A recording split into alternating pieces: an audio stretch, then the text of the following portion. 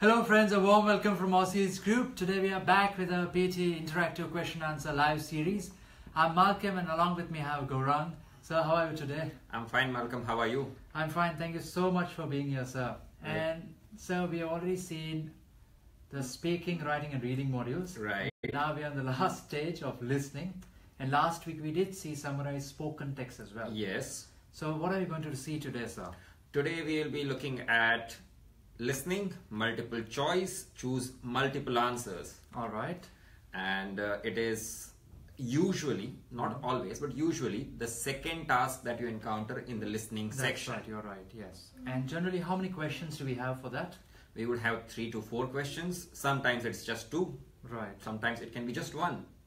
But that's a rarity. Right. And multiple choice, choose multiple answers. So is it important? Is it not that important? What is, like, how is this task like? Well, it's a slightly dicey one. It carries some weightage, but not that significant a weightage to offset the amount of time that needs to be spent on it. Right. And generally, which type of audios can we expect in this task? Like bit lengthy, bit short, or what topics could be? Of late, the audios have been really long. Right. They have been going well over 2 minutes. Right. And the audios range across a wide variety of topics. You can have scientific audios, research audios, audios talking about technology or about space, about wildlife, general academic topics like a tour to a university or talking about some lectures, community service, you name it, there's an audio on it. Right. And the reason it's lengthy is what? Basically, they want us to waste time. Is it like that? Well, yes, kind of. Not really waste time, but now of late, again, this is something that has been happening, which our viewers should know. Listening has become a strange module recently. Doesn't test the English much, really. Less than testing the English much, it's as if they are expecting you to be Speedy Gonzales. Yes, that's right. You got 2 summaries which take up 20 minutes of your time, and then you have got another 20 questions to be answered, and the time available, while officially they are still saying it is going to be between 44 and 57 minutes, time available is 15 minutes, 20 minutes for the remaining 20 questions. How are you expected to hear an audio of 2 minutes, give the answer, and then still complete 20 questions? It's really difficult to manage. Yes. But PT does clearly say that for summaries you have a separate time of 10 minutes each, which is 2 to 3 summaries, so 20 to 30 minutes gone.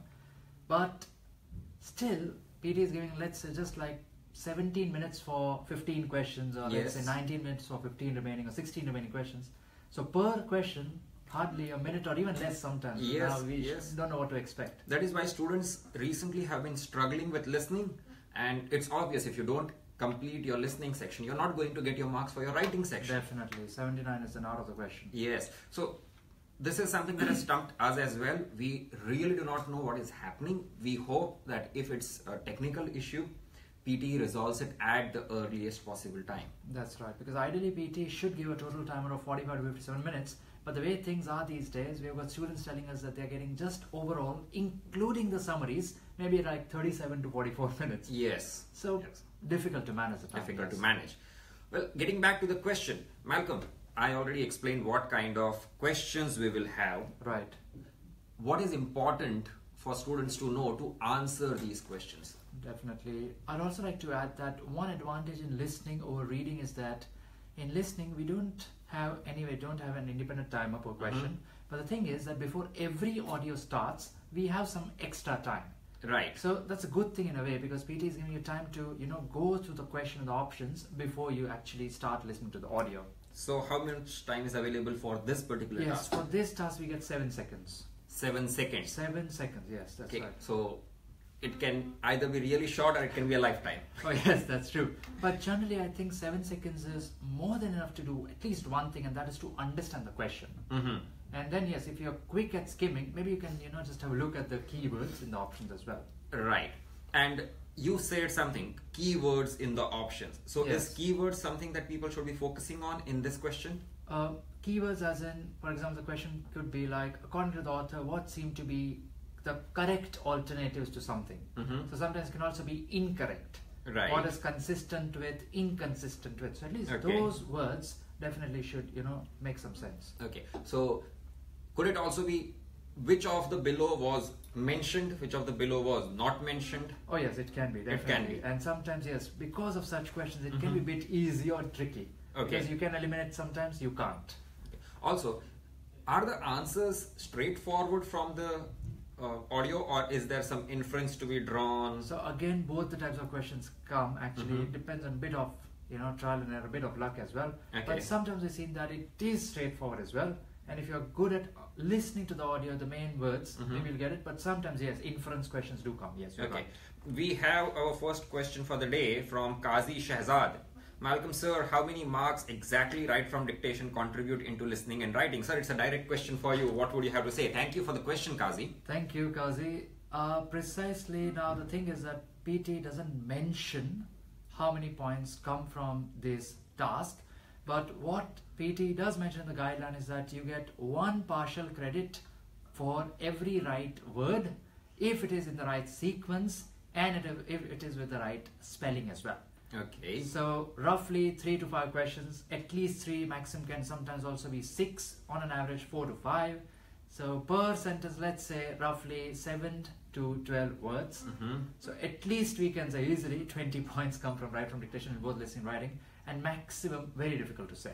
That's a massive weightage for right from dictation. Yes. Just 3 to 4 questions, at least 20 points we are saying. So a lot of points. So 20 points for listening and 20 points for writing. Yes, definitely. And generally we think that the weightage for writing is much more than listening, which means that if you mess up right from dictation, it's generally game over. Yes, and we have seen many times that you miss 1 right from dictation and 79 is gone. That's right. That's so true. that in itself gives you an idea of the sheer weightage of this task. Right, that's right. So I hope we have answered your question, Qazi. Even Rajan has a question that for this section, what would be the best way? Listen and take notes and finalize the multiple answer, or choose while you're listening to the audio? Well, Rajan, interesting question. There is no real fixed strategy that you can follow for this. A lot of people are more comfortable taking notes while they are listening. So for such people, taking notes and then answering the question works out to be the best option. However, a lot of people are really good at quickly reading while an audio is running. Right. I am myself an example for this. I can read while I'm listening to an audio. So I would select the second method. Right. However, it is important that you do give it your attention when the audio is playing. Right. If you have had the time to take a quick look at the options before the audio starts playing, then it is best to select your answers while the audio is playing. Right. So different people have different capacities and capabilities, obviously. So as Gaurang correctly said, if you're good at jotting down few points, go for it. Otherwise, just try to focus on the audio and skim through the options. Yeah. Krishna Yadav has asked how many PTE points are required in each section, like to get 6 band each in IELTS. Even he has asked. And Waqas Malik has a similar question. Hi sir, how many points are equal to 7 each? So Krishna and Waqas, thank you for your questions. To answer that, for 6 each in IELTS, you need to score minimum 50 in each of the 4 modules of PTE. That's 50, 50, 50, 50. And your overall score should also be 50 or above. Right. Any score between 50 and 58 is considered to be equivalent to 6 each in IELTS, 6 bands each. That's right. What about 7?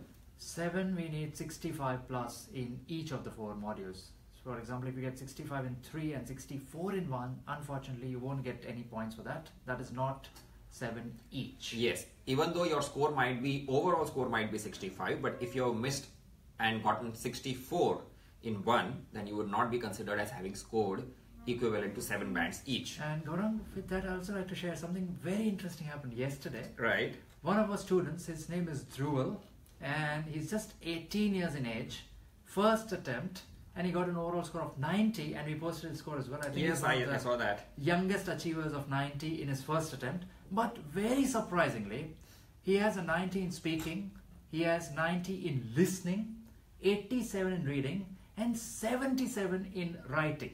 It's not 79. Overall, it's still 90. he has got overall 90.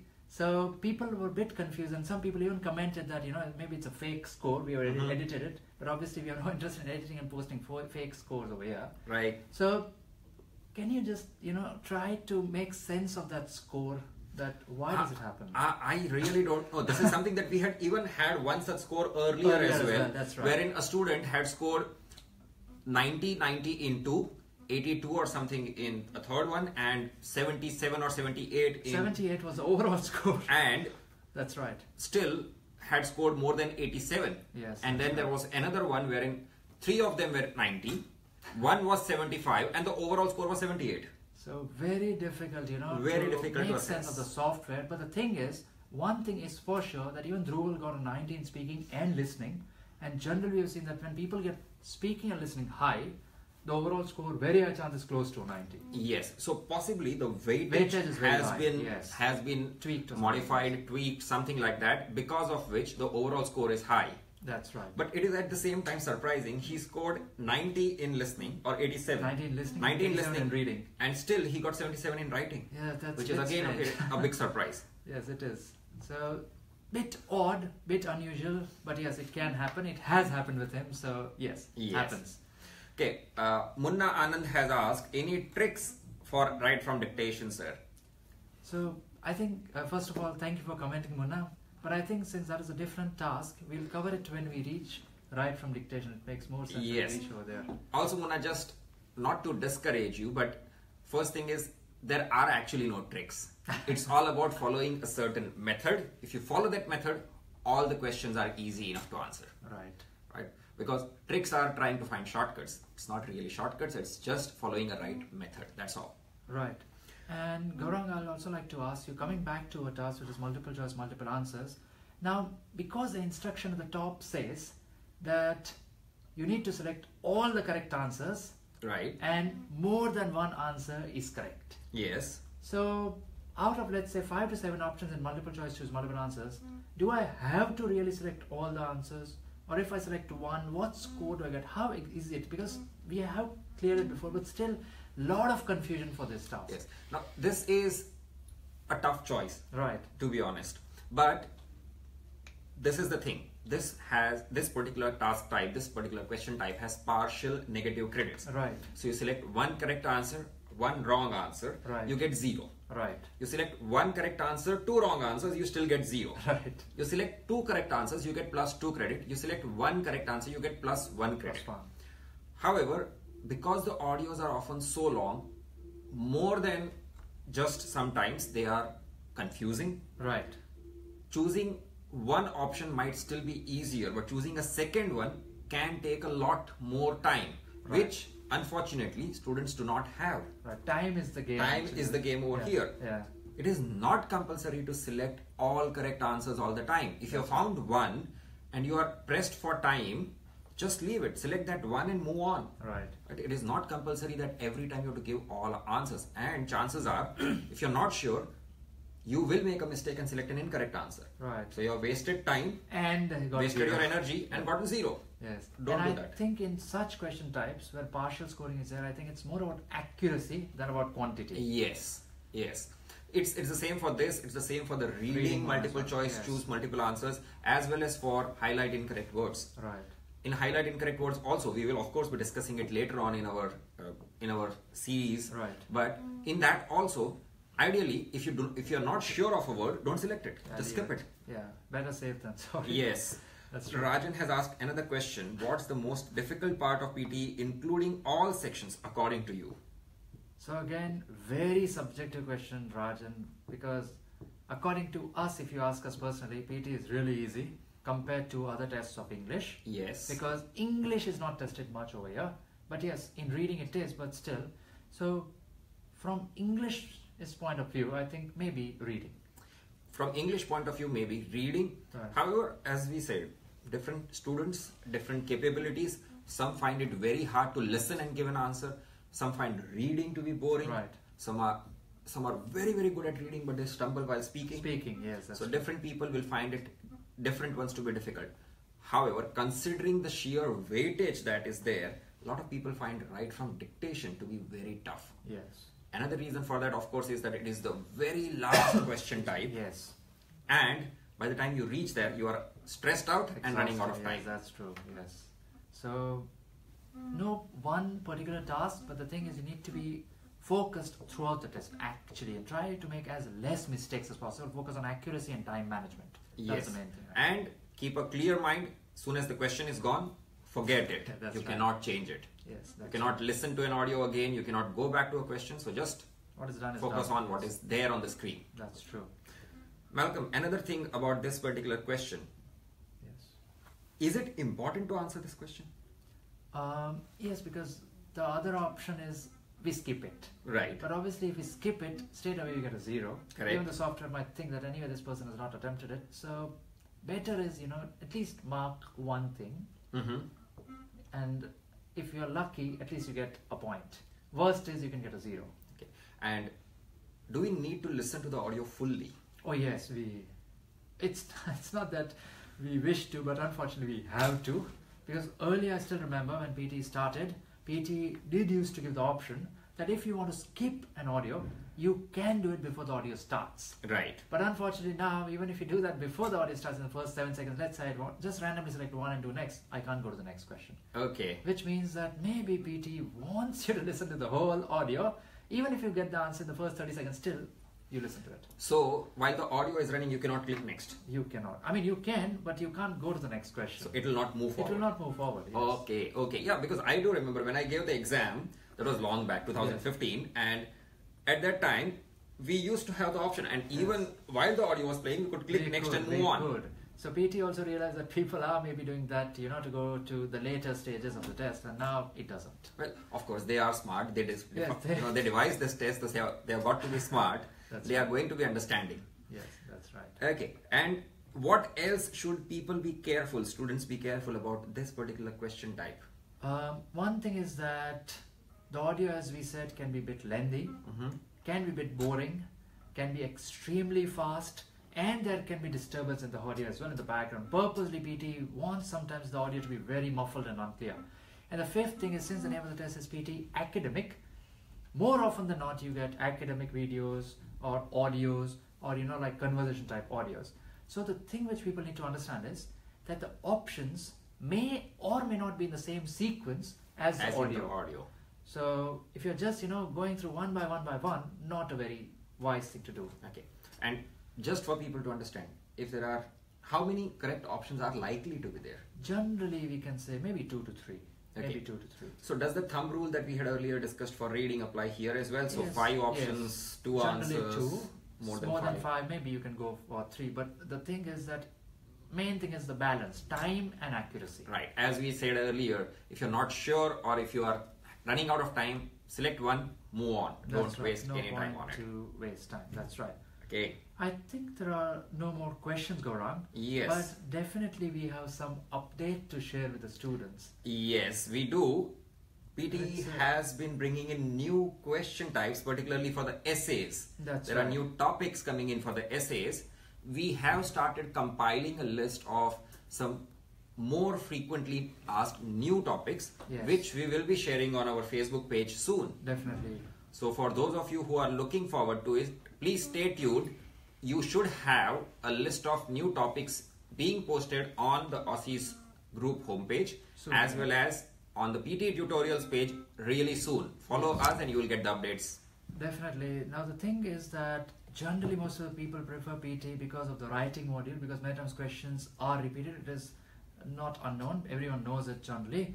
But the thing, as he correctly said, that recently there have been many new topics being posted in. Even in the other tasks, new types of questions are coming in, which means the pattern is not at all changing. Only maybe different or new questions are coming in. Yes, and that is obvious because as new subject matter is being developed, they are going to add to it. It's not going to remain the same material throughout the life. Exactly.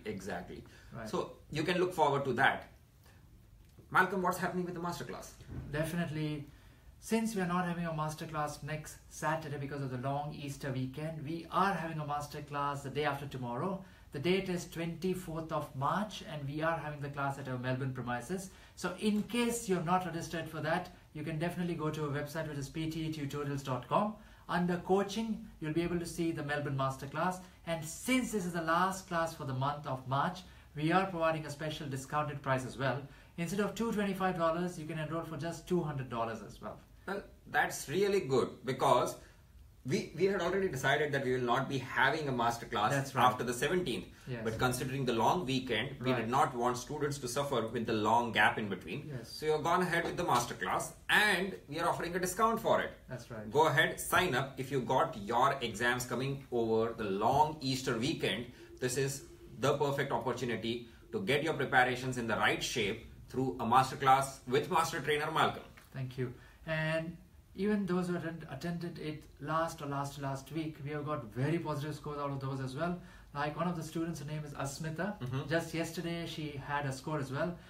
Earlier, I think she had a score of, or in 50s in speaking. She attended the class and she's got a score of not 90 each, but she's got 90 in 3 modules, including speaking, and 87 in one of the modules. So overall is 90 again. Overall is 90. That's an amazing score.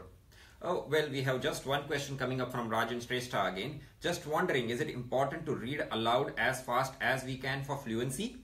So what do you think, Gaurang? Does speed really matter as fast as you can? What do you think? Is just speed the criteria?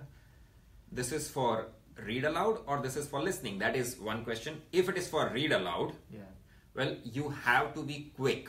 I'm not saying you need to be super fast, right?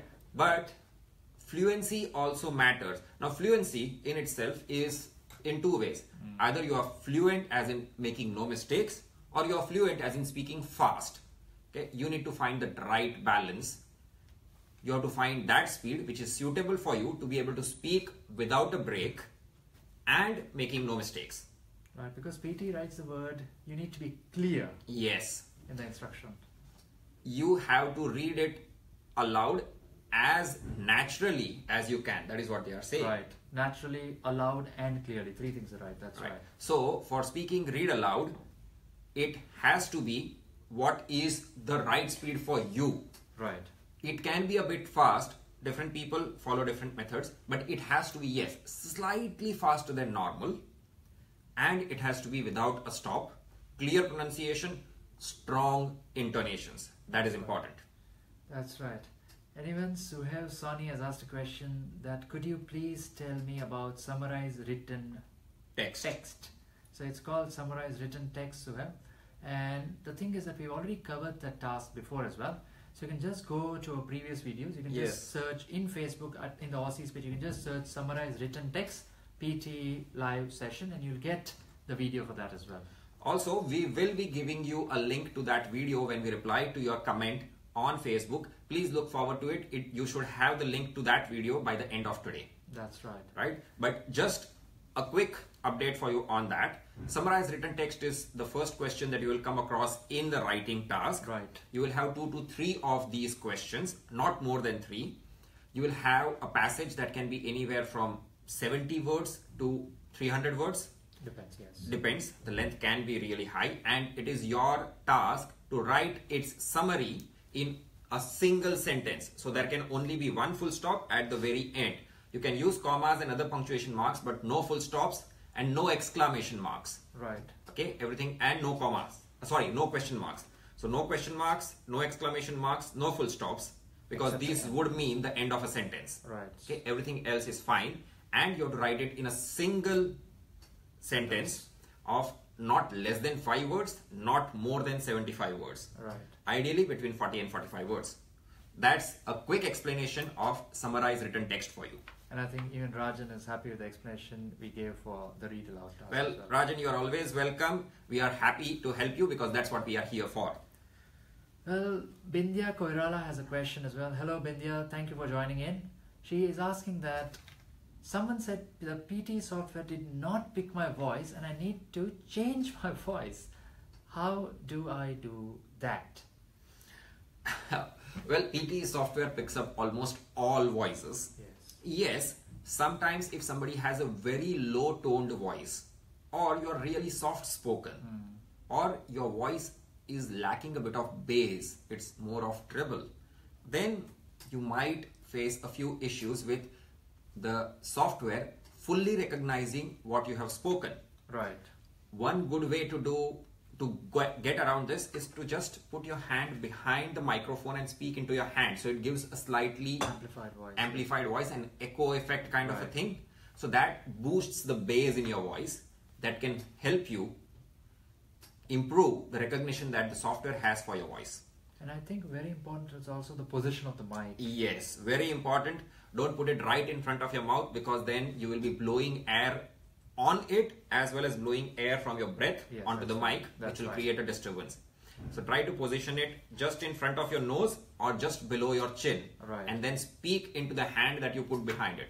Please don't shout, because shouting is not advisable. It will only increase the treble in your voice, not the bass. Yes, and I think sometimes people are also too loud and have a lot of fluctuation in the voice. Even that might affect the score sometimes. That might also affect the score. That might also lead to the test supervisor who's there on the floor to come and give you a warning. That's right. That will actually disturb your attention. Plus, it will create a disruption for the other students, test takers around you. Right. So try and modulate your voice better than shouting. Right. And Bindya, you can also go to ptetutorials.com and you can take a score test as well. You get 2 score tests for just $21. So try to take a test over there and you'll understand, like, from your score what you need to do. And friends, all of those who are watching this video, I'd also like to share with you that on the Telegram app, we have started a new channel for PTE tutorials as well. In that channel, anyone is free to join. You can ask any of your questions. You can post your scorecards. We've got our trainers from India, from Australia, who are active on the channel all the time. So kindly join the PT Tutorial channel on Telegram, and we'll be more than happy to help you over there as well. Any question you post, we'll be there to answer. We have a question from Mehla Ashish. I get less score in my pronunciation every time. So how I can improve, or how should I speak words? Pronunciation, again, Ashish, you need to understand the meaning of the word pronunciation. It doesn't mean that you need to change your accent or anything like that, but mainly it's about the clarity, first thing. And also we need to understand that which type of pronunciation is PT looking for, and the answer to that is native.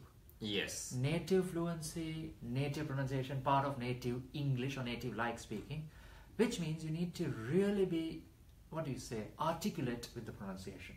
Yes. And look, from your name, I guess you are from India, and a lot of people in India have native pronunciation, in the sense that they pronounce a lot of words in their native language. Yes, but not native English. Not native English, native Indian regional yes. language. Yes. An example of that is a lot of people from the northern part of India. The pronunciation for S-U-P-P-O-R-T is support, but they pronounce it as sport. Yes, it's unfortunate but true, yes. It's unfortunate but true. So this is what you need to understand. It is support, not sport. Right. So these are the kind of words that you need to focus on. If you are able to get those correct, you will invariably get your pronunciation correct. And one other way of getting your pronunciation correct is to break down the word. If it's a long word, break it down into smaller chunks, groups, 2 or 3 alphabets each, and then pronounce them. That will help you improve your overall pronunciation. Right, and I think also people need to understand what plosives are, basically the stop words. Yes. The air stops coming out of the mouth. So you can just YouTube or Google the word P-L-O-S-I-V-E-S, plosives. You will understand a lot about how to improve your pronunciation as well. Correct. One more question from Nurman Hakim. When a student speak on describe image and retell lecture, is the pace must be same when doing read aloud? So again, it depends actually. Preferably, yes, if it's the same pace, it's a good thing. But the thing is that in read aloud, there is less chance, or actually I should rephrase it, there is a lesser scope to make a mistake. Yes. Because if you make mistakes in read aloud, integrated with reading, you're going to lose marks for reading. Read aloud, not speak aloud, which means yes, reading goes down as well. So you need to strike a balance, as Gaurang said earlier as well, between speed, accuracy, clarity, intonation, all these things, pauses and all those things. Also, read aloud is something, you are reading something that is on the screen in front of you. Right. Whereas with describe image and retell lecture, it's coming from your own mind. Right. So when you are speaking from your own mind, you naturally at times take pauses because your mind is thinking.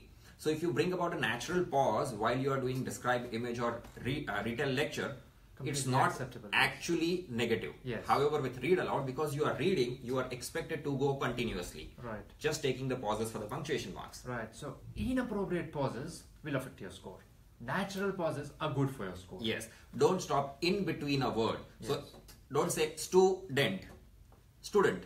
Right. That is how it should be. That's right. That is where you will lose marks, be it read aloud or be it retell lecture or be it describe image. That's right.